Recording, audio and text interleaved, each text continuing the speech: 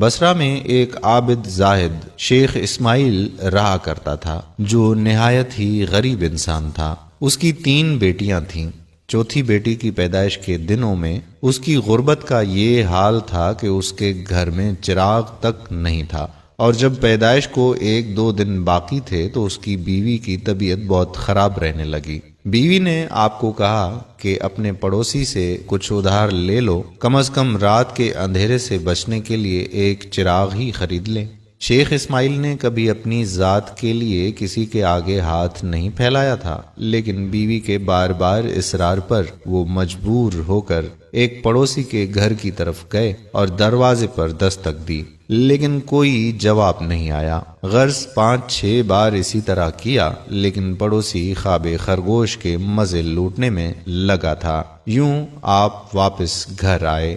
بیوی نے جب آپ کو خالی ہاتھ دیکھا تو پریشان لہجے میں کہا کہ کیا پڑوسی نے بھی مدد کرنے سے انکار کر دیا؟ اس عورت پر جو تکلیف گزر رہی تھی، اس تکلیف کا اندازہ ہم مرد حضرات نہیں کر سکتے۔ اس تکلیف کا اندازہ صرف صنف نازک کو ہی ہے۔ شیخ اسماعیل نے کہا کہ مدد تو دور کی بات، اس نے دروازہ تک نہیں کھولا۔ شیخ اسماعیل بہت افسردہ اپنے بستر پر لیٹ گئے اور کروٹیں بدلنے لگے کہ آپ کو نیند نے آ لیا۔ شیخ اسماعیل نے آپ صلی اللہ علیہ وآلہ وسلم کو خواب میں دیکھا، جو شیخ اسماعیل کو فرما رہے تھے کہ اے شیخ اسماعیل، اپنی بے سر و سامانی کی فکر نہ کر، تیری پیدا ہونے والی بچی بہت بڑی عالمہ عارفہ ہوگی، اور تیری پیدا ہونے والی بچی کی دعا سے میری امت کے بہت سے افراد کی بخشش ہو۔ دوستو، مزید بات کرنے سے پہلے پیارا اسلام کو لائک کریں، چینل کو سبسکرائب کریں اور ہماری دعا کا حصہ بننے کے لیے کمنٹ سیکشن میں اپنا نام ضرور تحریر کریں تاکہ آپ کا نام لے کر آپ کے لیے دعا کی جا سکے۔ تو بات کو آگے بڑھاتے ہیں۔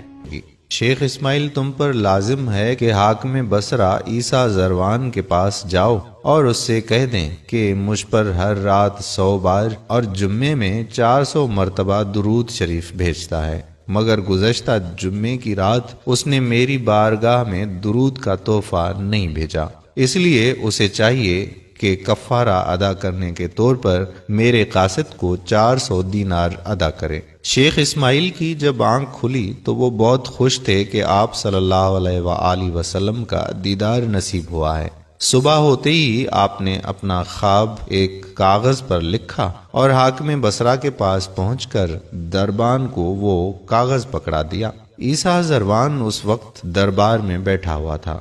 اس نے خط پڑھا تو دربان سے بے قرار ہو کر پوچھا کہ یہ خط دینے والا بندہ کہاں ہے؟ اس نے کہا کہ باہر دروازے پر کھڑا ہے۔ حاکم بصرہ دوڑ کر دروازے پر پہنچے اور شیخ اسماعیل کے ہاتھوں کو بوسہ دے کر کہا کہ آپ کے طفیل میرے نبی صلی اللہ علیہ وآلہ وسلم نے میرا ذکر کیا ہے، میرا نام لیا ہے اور میری غلطی کی معافی کا سبب پیدا ہوا ہے۔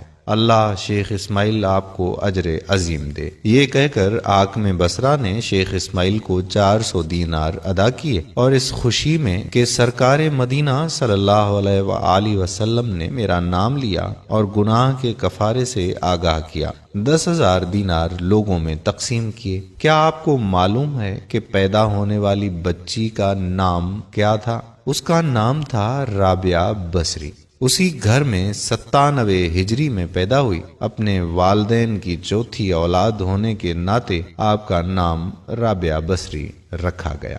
اس ویڈیو کو اتنا شیئر کریں کہ معاشرے میں بسنے والے تمام افراد اس بارے میں جان سکیں۔